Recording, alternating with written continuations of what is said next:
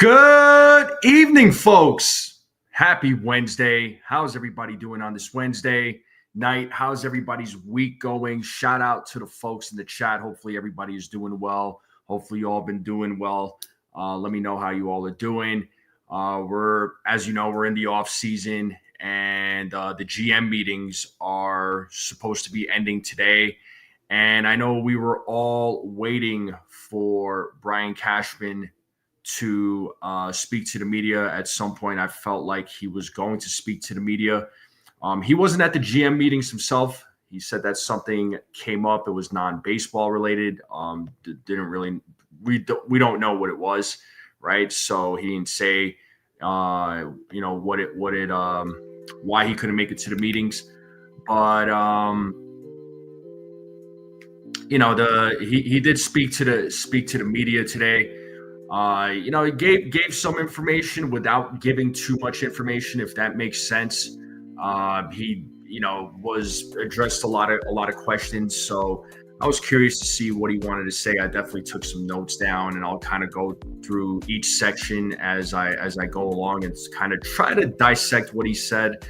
I'll just kind of give my own speculations and just, go off of what I think he's trying to say. Some things are obvious, some things not so much, right? And I'll give my own opinions on this. But first and foremost, once again, shout out to the folks in the chat. Make sure you all hit the like button, hit that subscribe if you're watching for the first time. Let's continue growing this channel. Share this channel out with everybody you know. I would greatly appreciate it. Let's continue growing this channel. Let's help build up the strike zone. It does mean the world to me. But let me say what's up to the chat real quick. Let me say what's up to everybody in the chat. First person in the building, Jonathan. What is going on? How are you, Jonathan? Healing in men's hearts. Good to see you. How are you doing today? John the Beagle Dad, what's up? Daniel Berry, Sports Highlights. What is going on? Jockey Boy, what is up? Stephen B, what is up? Jacob Petruzzi, what is up? Aiden's in the building. Stephen B is in the building. Dave is in the building. Dev Finch, what's up, man? Shout out to Dev Finch for being a member of the Strike Zone for 18 months. Dev, you are the man, sir. Thank you so much. Who else we got in the building? We got Lou in the building. What is up? How's it going? What's up? So, yeah. So Cashman, as expected, talked to the media. Again, I was curious to see what he had to say. Real quick, what's up to Ricardo? What's up to Katie? What's up? Thanks for popping in. Ace is in the building. Shout out to my boy Ace. What up, Ace? Ace is doing his thing there with the movie reviews this off season. So I see you, Ace. What's up, man? How's it going? What's up? How's everybody feeling? Smack that like button, guys and gals. Please smack that like button. So, look, Cashman wasn't going to give out a lot of information to the fans, right? We weren't gonna get any sort of information or plans, and as far as what the Yankees are going to do. Now, there's one thing that they are going to do. And it's pretty obvious. I think we already knew, and that is bringing back Cody Bellinger. That's about the only thing we know that the Yankees are going to try and do. There's obviously an interest to bring back Cody Bellinger. I think we all already knew that, but Cody Bellinger is going to draw a lot of interest from other ball clubs. There's no doubt about that, and Scott Boras being his agent, right? He's going to play the field, man. He's going to play the field. So, he's going to be responsive to teams that are going to be interested in Cody Bellinger. I mean, there's definitely going to be a lot of teams out there that are certainly going to be interested in. Yankees being one of them. Don't be surprised about the Mets. Any team that has an outfield need, they're definitely going to be interested in Bellinger. So I'm hoping Bellinger's back. I certainly want him back. I know some fans don't necessarily feel the same way. There's a lot of fans out there that really want Kyle Tucker. While I'm not against Kyle Tucker, my preference is to bring back Bellinger. He could play anywhere in the outfield, could play first base. We know what he can do, and we know what he can do in New York, right? He could play in the New York market. He knows what it's like to play for the Yankees, and I think ultimately, he's a good fit. He is a good fit. Now, speaking of Bellinger, right? Now, Cashman, one of the things that he was asked about was about the payroll, right? Because there was reports saying that Hal Steinbrenner wants to try and stay under the $300 million payroll, which that's been talked about over the last couple of years. Now, Cashman's response to that was that he's not sure. He's not sure if being under 300 million is where the Yankees are, if that's where they're going to belong. Not, it's unknown right now. He did say that as far as the payroll goes, that the payroll is always, quote, fluid. Right now, to me, what does fluid mean? To me, fluid and payroll just means, nothing is really set in stone. It could go in a bunch of different directions. There's no telling, if they're going to be under 300 million or if they're going to be over 300 million. Now, if this team is truly trying to improve the roster, bringing back Cody Bellinger can't be the only priority, right? I mean, it is a priority, but it can't be the only move that they make. There's other moves that they absolutely have to make to improve this roster. And ultimately, I think, if you're trying to improve this roster and if payroll, like Brian Cashman said, is not an issue, then, it sounds like you're probably going to be over the $300 million mark. You're going to have to go over the $300 million mark. Now, I know Hal has stated that he does not being like over that threshold. He doesn't want to be over that threshold, right? That's been at least the reports that have been coming out. But, can the Yankees win a World Series being under 300 million? Sure, they can, absolutely, but they need to go out and acquire the players that are going to help them win. And there's no telling how much money Hal is going to allow, as far as how much he's going to let Hal or Cashman spend this offseason. That hasn't been, according to Cashman, it hasn't been determined, which I'm not really surprised. I mean, the GM meetings just wrapped up. So, the owners' meetings is going to go down here, I believe, next week. So I believe I would think after the owners' meetings, I think, Cashman will probably, sit down with Hal and get a better idea of, hey, here's how much money I'm going to allow you to spend. Go out there and, make this team better and go out there and do what you got to do. So, a lot of people say that it's Cashman that doesn't want to spend the money, but it all boils down to what Hal says. Hal Steinbrenner's the boss. He's going to determine what money's being spent and how much money he wants to spend. This is all contingent on what Hal Steinbrenner wants to do.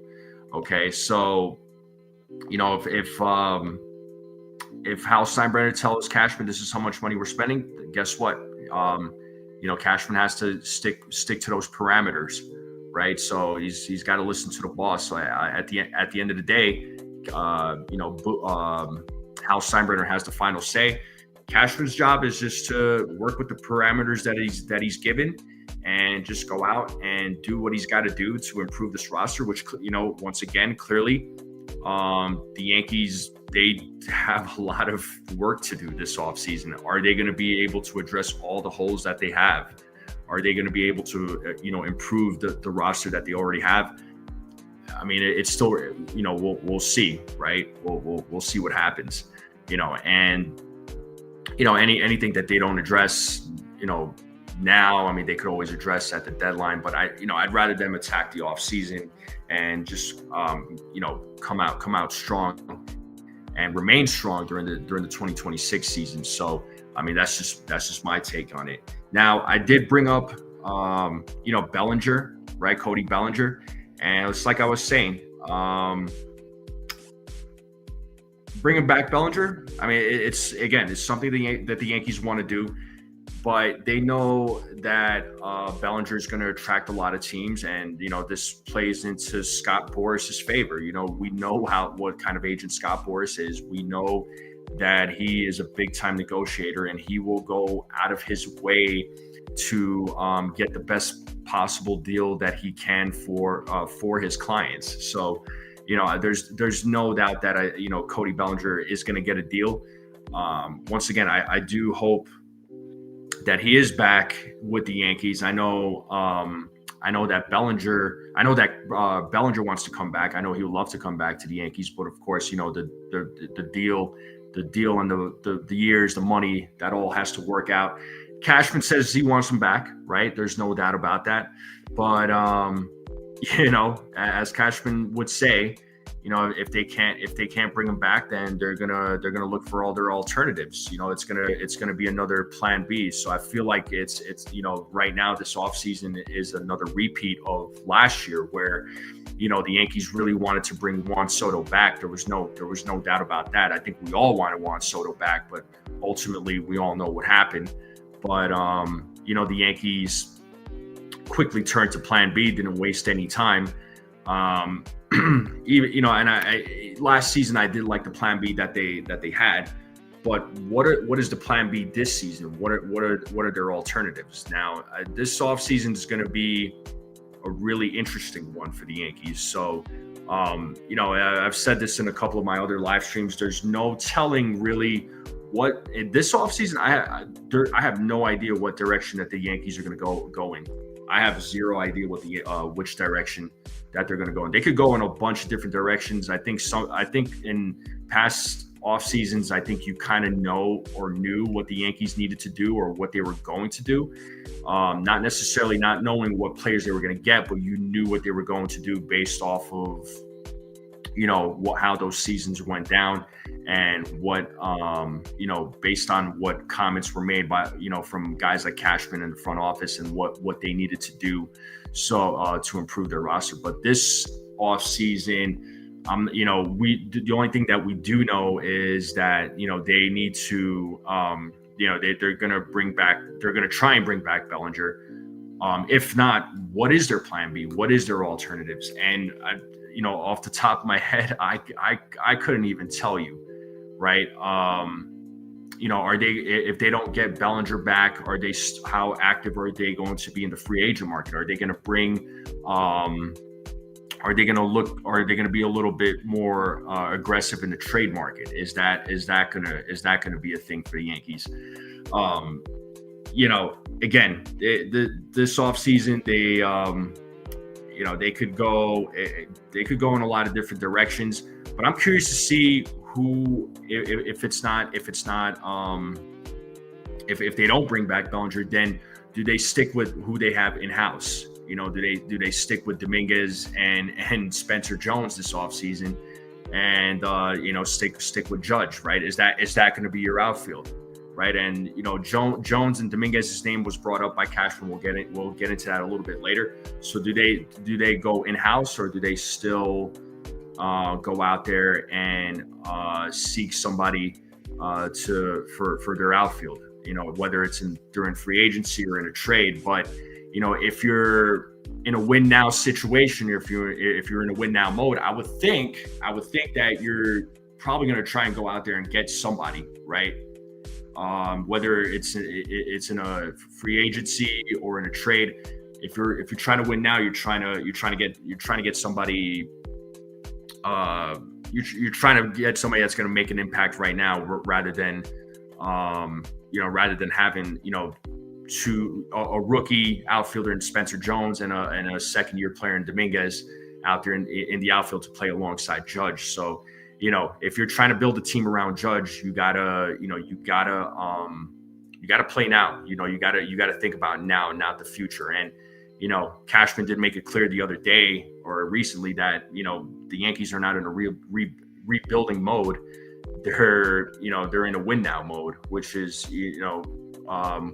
true, right? They're never in a rebuild mode. They're always in a win now mode. So I would think that if they don't bring Bellinger back, I think they are, ultimately, I think they start getting active in the market, right? I think they'll look at and see who's available in free agency. Of course, they're always going to explore trades. So curious to see what happens if they can't bring Bellinger back.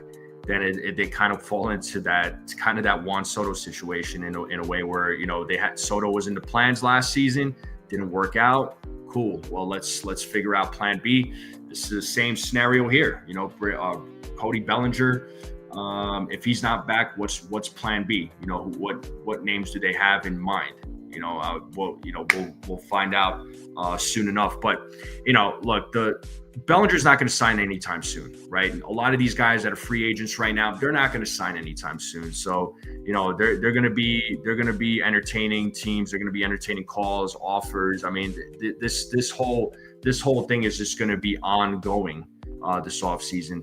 So I wouldn't really expect any big moves yet. You could expect small trades, small signings here and there, but a lot of these signings that you're going to see, a lot of these big trades that we might see, they're going to go down probably during the winter meetings or after the winter meetings. I mean, usually that's when a lot of these big names, big contracts start coming on, when these players start coming off the board. So still very early in the process, right? Still early in the process. So, everybody is just playing, just kind of browsing in a sense, playing the field, seeing seeing what's out there, right? So, we're about the second or third week into the off season. So, stuff like this, you can't expect, players to get a deal now. So they're gonna do their due diligence, entertain every offer that is presented to them. But I think come next month, when the winter meetings come around, expect there to be a lot of news. And once guys like and you're gonna see the big names like Kyle Tucker, Cody Bellinger, you're gonna see them come off the board. I would say, very soon, probably either during the winter meetings or just shortly after the winter meetings. So, there's, so I wouldn't, like I said, I wouldn't expect anything to happen right now, but, let's see though. Let's see what happens. Now, the next thing that Cashman talked about was the qualifying offer that was extended to Trent Grisham. Now, there was a little bit of not a little bit, but there was a bit of criticism there from a lot of the fans as far as extending a qualifying offer to Trent Grisham. But honestly, I talked about this in my last live stream. I don't think it was really that big of a surprise that you gave, for the Yankees to offer to extend a qualifying offer to Trent Grisham. I mean, if we're being honest, after all, Grisham had a career year. He had a great year. I think he helped the Yankees out a lot this season. There was no doubt about that. I think he wanted to certainly prove himself, not just to the Yankees, but also to the rest of the league, right? Because there's going to be a market out there for teams that need an outfielder, and Grisham right now, there's going to be a market out there for him. I truly do believe that. And with Grisham, there was reports that said that he is expected to decline the qualifying offer. That was said by I believe it was John Heyman. Right, I believe he was the one that broke the news, saying that he is going to decline the qualifying offer, which I wouldn't be surprised if I'm being honest, because once again, I think there's a market out there for Trent Grisham. But again, Cashman did say that if Grisham does ultimately accept the qualifying offer and they bring back Cody Bellinger, then that could open a possible trade scenario. So, which, you have to expect, because there's been a lot of speculation whether or not guys like Dominguez, is he going to get traded? Is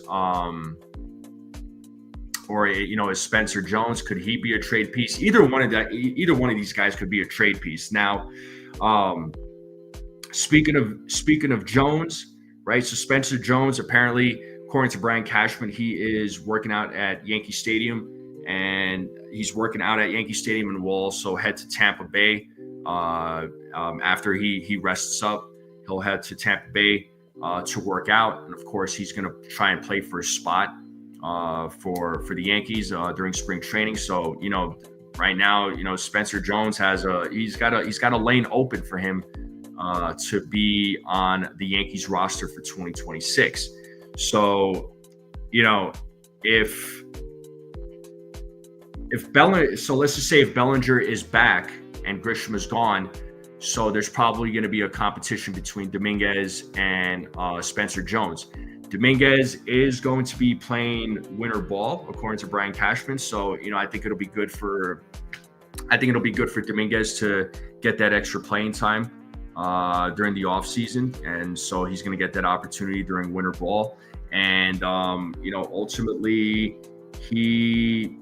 I think it'll be good for him, especially, playing out there in left field, and batting from the right side, because he does need a lot of work batting from the right side. So I think it'll be good for him to get more exposure batting from the right side of the plate.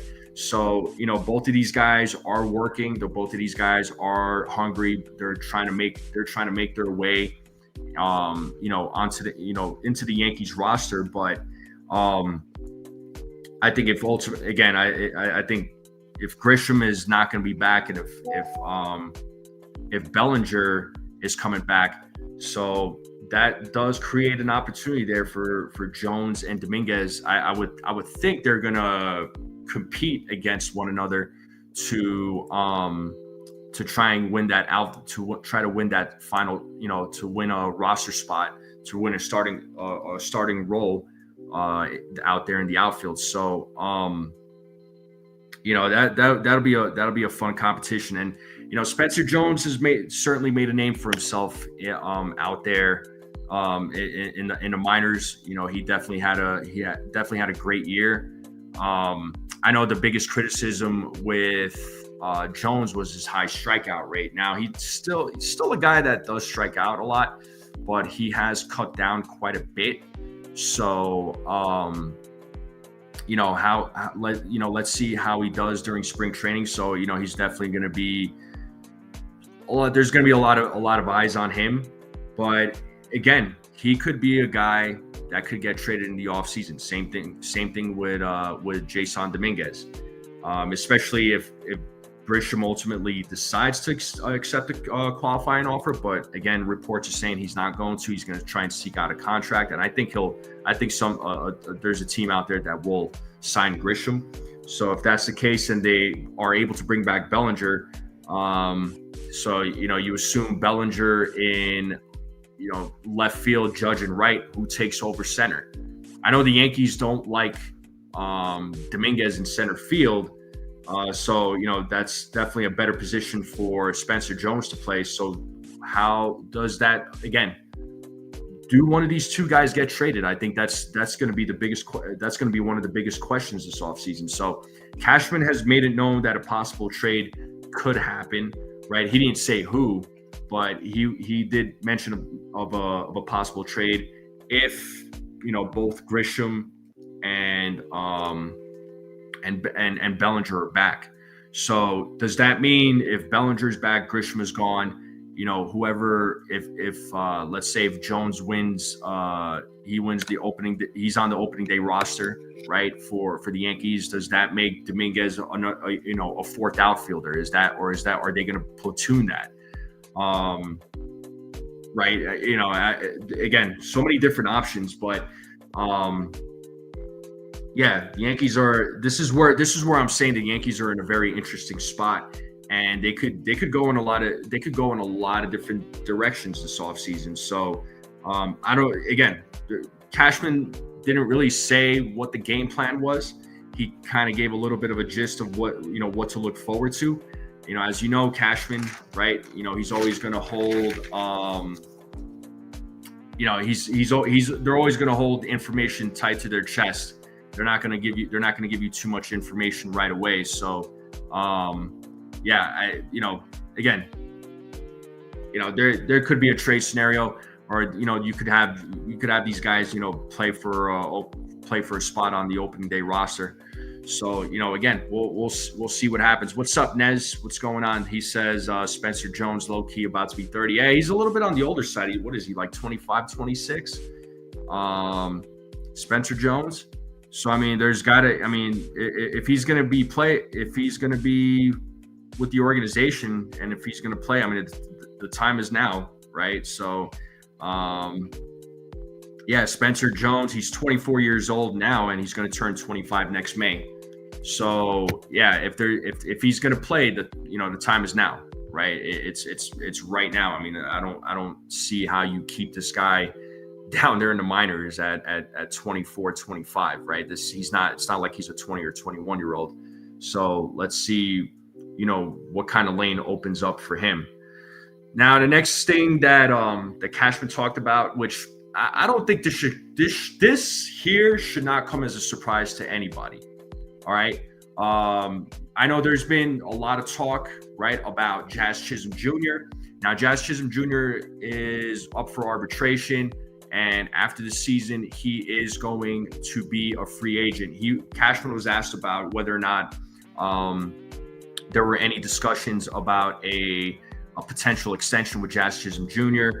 Of course, I don't think it should come as a surprise. Cashman did say that there was no discussions with Jazz, that they could potentially have those discussions later on. But historically, we know the Yankees don't give out contract extensions to players. They have done that in with a couple of players in recent memory. Luis Severino. I hate to bring the name up, Aaron Hicks. They gave these guys extensions, and it was a complete disaster, an absolute disaster. Unfortunately for both guys.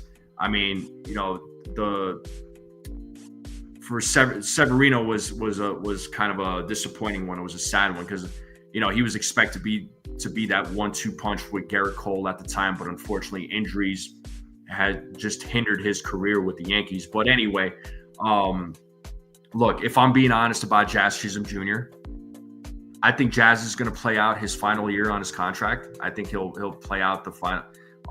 He'll play out 2026. The Yankees really do like. They do like him. He's a good second baseman. Was an all-star, like Cashman said. He's got good qualities about himself. He had a great year for the Yankees. He was a 30-30 guy. But do I ultimately think the Yankees give this guy an extension? No. Do I think the Yankees could let this guy walk after 2026? You want me to be honest with you? I think they're going to let him walk. I think they'll give him a qualifying offer. All right. I think they'll offer him a QO after 2026. Once the offseason comes around, I think they'll give him a QO. And ultimately, I think Jazz will turn it down, and I think another team will sign him. I could be wrong, right? But if I had to give you my prediction, I don't think the Yankees are going to bring back Jazz Chisholm Jr. And then again, what direction do the Yankees go in after that? But who knows? But that's far down the line. But if I had to give you an early prediction, I don't see the Yankees. Once again, I don't see an extension happening there with Jazz Chisholm Jr. I really don't. I think he'll play his final season with the Yankees, and then ultimately, I think he's going to go out there and test the market. And I think there's going to be some other team will sign him to a pretty decent contract. I think he'll get paid, but I just don't think, as of right now, the Yankees are that team. That's how I feel about it. So there was some questions asked about that when it came to Jazz. Now I do like Jazz. I like his personality. He brings good energy to the team. I like what he does. But sometimes, yes, there are some of those boneheaded plays that he makes, right? I hate to bring it up, but that ground ball in that Toronto series, that one was costly, right? So that's what I'm talking about with the boneheaded plays. I know he's a fiery guy. I know he he likes to talk a lot, but I think he's just trying to hype himself up, trying to hype up the team. Just trying to bring that good energy. But I like Jazz. I like what he did this season with the Yankees. I think next season, I think he's going to be. I think he'll do a lot of good with the Yankees, but ultimately, like I said, I do not think that he gets an extension, and I do think that the Yankees are going to let him walk. I think they'll give him a QO, right? I think they'll extend a qualifying offer to him, in which he turns down, and I think he signs with another team. And where the Yankees go from there, we'll see. And the other question we'll talk about when next offseason comes around is what happens with Brian Cashman, because you got to keep in mind Brian Cashman, his contract is up after next season. So do the Yankees continue rolling with him, or do they hire another GM and go a different direction? And what happens to Brian Cashman after 26? That's another conversation, right? Now, the big one, and I was really curious if the media, if SNY was gonna ask Boone about Boone's comments about the comments he made about analytics. So Boone the other day said that the Yankees are the least analytical team, because there's been a lot of talk from the public, right, from the fans, saying that the Yankees are highly reliant on analytics, but according to Boone, they are the least analytical team. And I couldn't tell you if that was true or not, right? I mean, the only thing you could do is take Boone's word for it. Now, Cashman did say, quote, that Boone's comments about the Yankees being being the least analytical team. Cashman did say, quote, he wanted to bring the fans into the dugout, and letting the fans know basically that that Boone is the ultimate decision maker, right? This is kind of what I took from Cashman, that the decisions that's made in the dugout with the lineups, any moves that Boone makes, it's strictly Aaron Boone, right? There's nothing from the analytics department. There's nothing from the front office. Nobody's calling into the dugout saying, "Hey, do this move or make that move right now." Right? Every move that's being made, it's all made by it's strictly by Boone, according to Cashman. And I truly, honestly, I do truly believe that. To me, I don't know. It doesn't really make any sense for the analytics team or anybody in the front office to make a phone call to the dugout and talk with Aaron Boone in the middle of the game and figure out what the next move needs to be, or what move needs to be made.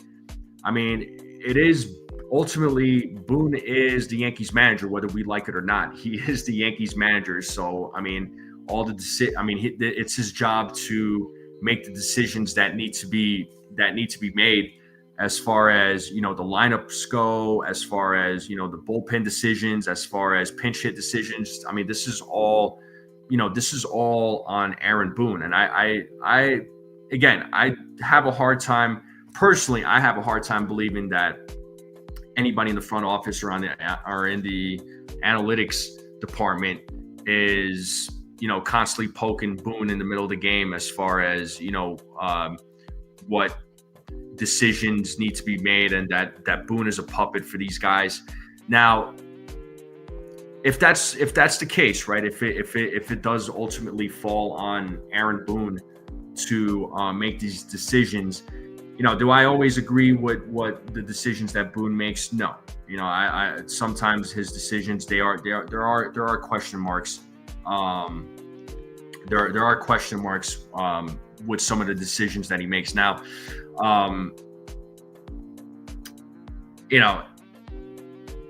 yeah, there, like I said, there are question marks with some of the decisions that he makes.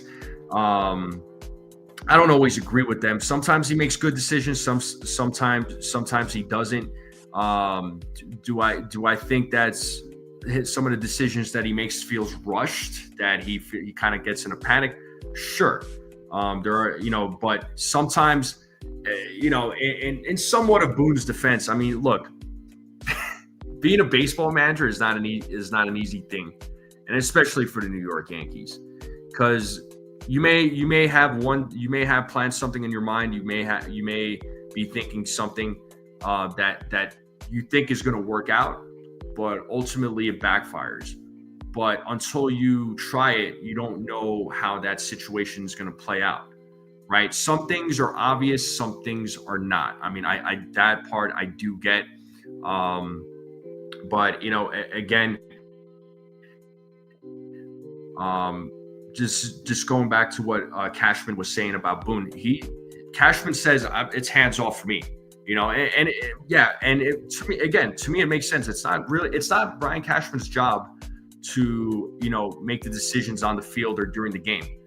That's not his job. It's not his job. Like why would he get involved? There's other things that he needs to worry about and what he needs to worry about is improving this roster. That's what he needs to worry about. Going out there and negotiating with players and their agents, and negotiating with the teams if they're in the trade market. That's Cashman's job. His job is not to come up with the lineup, sit down and come up with the lineup. That's not Cashman's job. So or phone into the dugout and talk with Boone about what moves need to be done and what guys need to be brought in. Like, that's not his job. That is Boone's job. That's not Cashman's job. So Boone's got a job to do, and let's see what happens next season. Once again, it'll be very telling to see what happens in 2026. But I've said this before. I could see a scenario where if Cashman is gone after next season, depending on how the season plays out, Boone might be gone too. Boone is under contract through 2027, but I could see a scenario where, once again, if Cashman is gone, there could be a possible scenario that, if Cashman's gone, there could be a possible scenario that Boone is gone. All right, but it all depends on how the season's going to play out. We'll talk about that at a different time. What's up, Pixelmon? What's up, Robert? What's going on, folks? Make sure you all hit the like button. All right, make sure you all are hitting the like button. Make sure you all are hitting the subscribe button if you're watching for the first time. I would greatly appreciate it. Let's continue growing this channel. Now a couple more things, and then I'll probably wrap it up here. Right, there was a lot to talk about in with today's meeting there with Brian Cashman, right? When Cashman addressed the media. So the big question mark was with Ben Rice. Okay, so he has said that Ben Rice is viewed as an everyday player and is likely a likelihood that he's going to take over first base for next season with Wells with Wells being the catcher. As of right now, that is the game plan. Okay, that is the game plan. But look, Ben Rice being an everyday player, I don't think that should come as a surprise. I think we all knew that Ben Rice was going to be an everyday player. Whether or not he was going to be the everyday first baseman, or was he going to take over catching, be the primary catcher instead of Austin Wells. But we all knew that Paul Goldschmidt wasn't going to be back. So as of right now, Ben Rice, he is your first baseman unless something changes. But at this current moment, it doesn't sound like from what Cashman said, and again, you never know what the Yankees are going to do. It doesn't sound like they're going to be going after a first baseman this season. So it sounds like that is Ben Rice's position. That position belongs to him, and unless they decide something else. But his likely spot is first base. And you know what? If that's the case, then fine. I hope Ben Rice does get a lot of work at first base during the offseason, because I do feel as though there is still some improvement defensively as far as defensive improvements for Ben Rice at first base. I think he still has some work to do, but I feel like he has the potential to be a really good first baseman. So I like Ben Rice. I like what he's done for the team, right? I like his offensive approach. I think he's got a lot of potential. I think he's going to do a lot of big things for the Yankees. The Yankees really does sign him. The Yankees really do like him, and they want to keep him around. So and rightfully so. I think his bat is going to play very, very well on this team. He's got the power. He's got the power. He can hit home runs. He could get hits.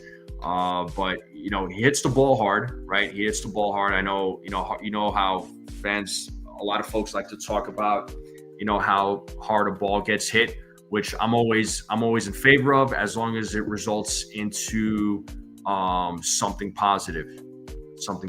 So, there was a brief discussion there about Ben Rice, but yeah, I'm all for Ben Rice coming back. Absolutely. Jake Boss is in the building. What's up, Jake? Jake is in the building. Thanks for popping in. How we doing? Just to get to some of the comments here in the comment section. Pixelmon saying, why doesn't Cashman have any emotion when he speaks? You'd have to ask him. I don't know. He's always been that way, though. I mean, he doesn't really show a lot of emotion. It seems like he's very mellow. Sometimes, I mean, on occasion he does blow up. He has actually. I mean, if you remember, what was it, 2024 during the offseason, he kind of blew up on Joel Sherman. So most of the time he's pretty even keel. I mean, that's just who he is. He is the GM of the Yankees. So I mean, he's got to present himself in a certain way. Jake Boss says, hopefully this is Cashman's last season as GM. They dig a little deeper for big moves this offseason. Could be. It could be. He could step away and just continue his role as senior VP, and they could, ultimately bring somebody else in as a GM, or they could go in-house, right? But we'll talk. That's a conversation for a different time. And Robert says Cashman is in charge of getting players and putting the best possible team on the field for the whole season. He has lost his touch. Good riddance, Cashman. I wish. Well, it goes back to what I was saying about, what Cashman's job is. Cashman's job is not to tell Boone what to do. His job is, like you said, is in charge of getting players. And that's exactly what it is. And it's putting the best team that he possibly can. 100%. Yeah, well, that's, again, Luke Weaver, unfortunately, didn't really work out. Dave was saying that's why they need to sign Belly for backup first base. Yeah, I mean, this is why, Bellinger is important to this team. This is why he would play a big role for this team, because he could definitely play first base in a pinch if needed. Right, in case if Ben Rice needs a day off, or if he gets hurt for some reason, you need a guy like Bellinger that can, again, has that versatility, can play anywhere in the outfield, and can play first base in a pinch. Pixelmon says, what I think a Skeens trade will look like. It's going to cost a lot. It's going to cost a lot, and the Pirates ain't trading him. Let's be honest here. Not now. Maybe in the future, but not now. They're definitely not going to trade him. He's a Pirate. He's a Pirate. And Robert says Ben Rice is a keeper. I agree. Ben Rice is a keeper.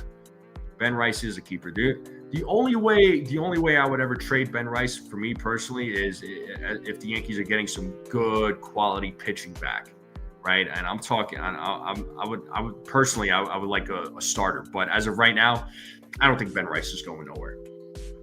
He's going to be.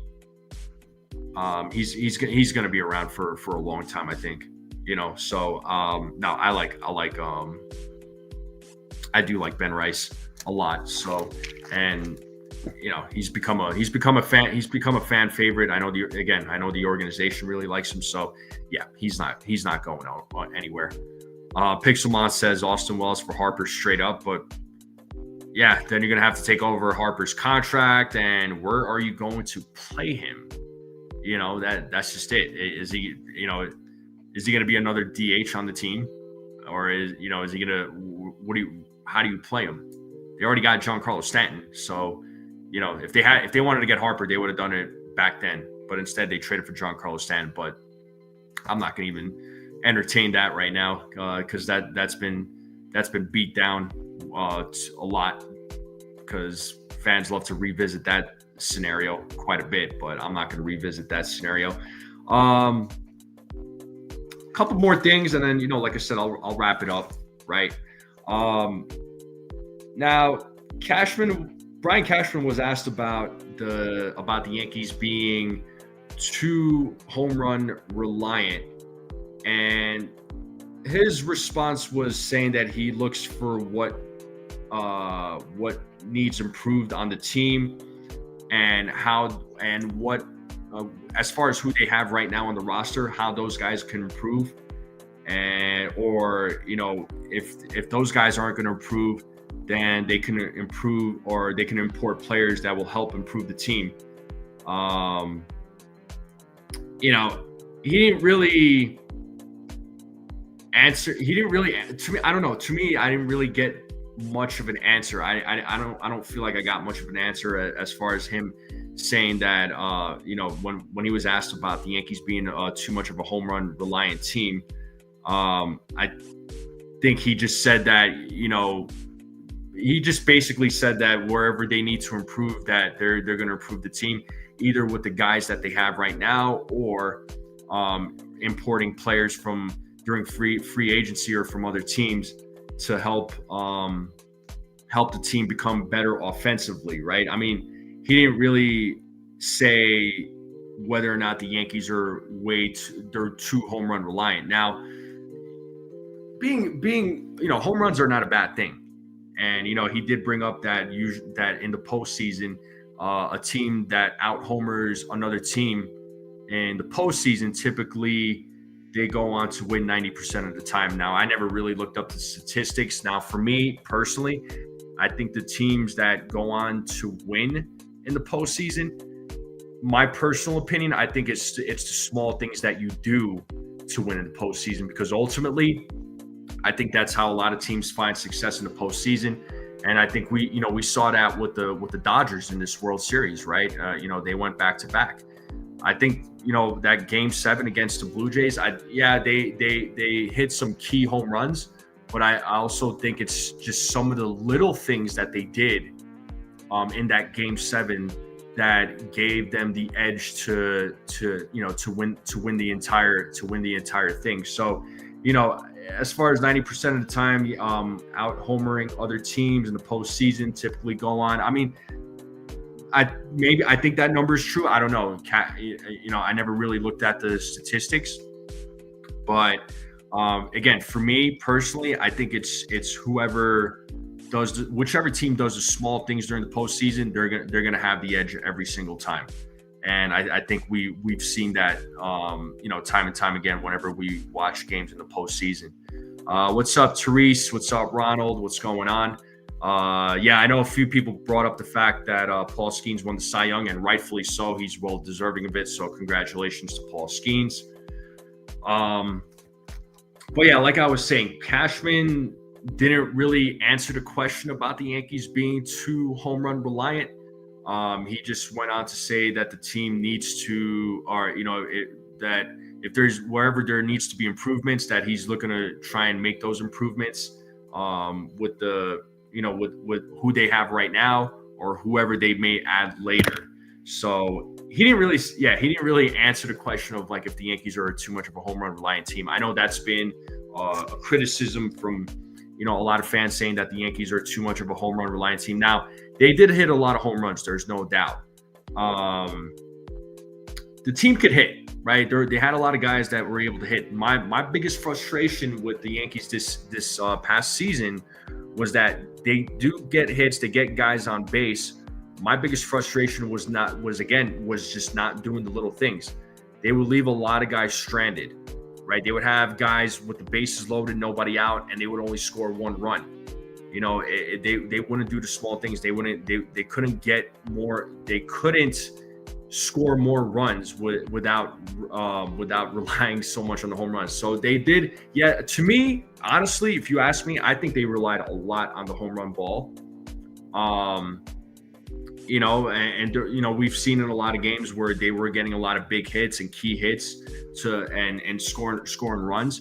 But But one of the things that the Yankees absolutely need to do in this offseason, they need to get a couple of guys that can hit for contact, right? And you know, I don't know who's out there. I don't know who they're going to look into, but they got to look into a couple of guys that can hit for contact, because that, to me, that's still an important part of the game. You know, it's the basic fundamentals of the game is hitting for contact, putting the ball in play, and hoping it turns into something positive. I mean, as long as it doesn't end up in a ground out or double plays, I mean, those are rally killers right there, especially the double plays.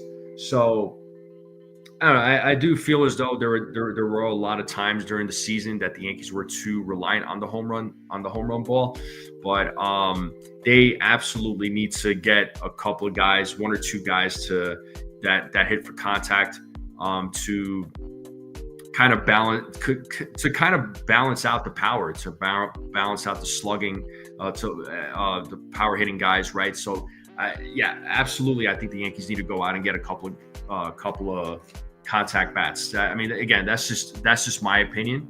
All right. But you know, do I feel like the Yankees were a little too reliant on the home run ball? 100%. I do. But this is where they need to get a couple of contact bats to help balance out that lineup. And last but not least, folks, we're slowly wrapping it up. You know, the big name in the minors there, George Lombard Jr., who has become a big fan favorite, who has been climbing the ranks up down there in the minors for the Yankees. Cashman was asked whether or not you know, George Lombard Jr., can he be on the roster for next season? Now, I was saying this last year, right? I was saying this during the season, right? I never really saw George Lombard Jr. on the 20. I don't see him on the horizon for 2026, and that's what Cashman said too. But I do not see. I never really saw him coming up next year. I think 2027 seems a little bit more realistic. Now, you never know unless he completely impresses during spring training, because I think he'll definitely get some time to play in these spring training games like he did last year. But again, he did say that 2026, that there's nothing on the horizon for George Lombard Jr., but he's also not ruling it out. So if he's not ruling it out, he's saying that there is a possibility that he might be on the 2026 roster. Does this mean that, could he be called up in September next year, or does he get called up before then?